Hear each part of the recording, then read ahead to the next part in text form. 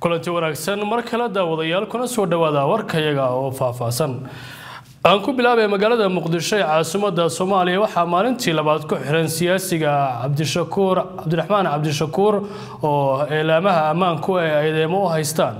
waxa lagu soo waramayaa in xildhibaano ka tirsan labada aqal ee baarlamaanka ee Soomaaliya ay dawladda u gudbiyeen dalaba in la sii daayo maalintii labaad ayay u gashay isagoo u xiran dawladda Soomaaliya siyaasi Cabdiraxmaan Cabdishakuur warsame oo bishii February ee horaantii sanadkan kamid ahaa murashaxiintii u tartamaysay madaxtinimada Soomaaliya horeyna u soo noqday wasiirka qorsheynta iyo iskaashiga caalamiga ee Soomaaliya walina waxa sii socda siyaasiyiinta dawladda ku dhaliilaya xarigiisa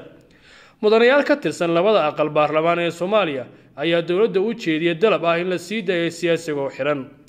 xildhibaanada laga soo doortay Galmudug ayaa isku afgartay qodobo dhowr ah oo u badnaa cambaareyn iyo baaq degdeg ah oo loo jeediyay dawladda Soomaaliya inay sii dayso siyaasi Cabdiraxmaan Cabdishakuur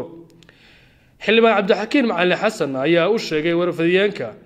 in qodobadaas ay ahaayeen in dawladda Soomaaliya lagu cambaareeyay xarigaasi xoriyatul qowlka diidan iyo in dawladda Soomaaliya ay soo dayso siyaasigaas oo xiran waxana uu yiri xildhibaanku waxaan cambaareynaa weerarkii loo geystay guriga siyaasi Cabdiraxmaan Cabdishakuur oo ay dhinteen ilaalinaysay iyo shaqaale gurigiisa joogay waxaan kaloo ka tacsiyeynaa geeridii ka dhacday halkaasi xildhibaanka ayaa sheegay in qaab foolxun ciidamada Niza ay weerar uga fuliyeen muwaadinka gurigiisa joogay isagoo aan hubaysnayn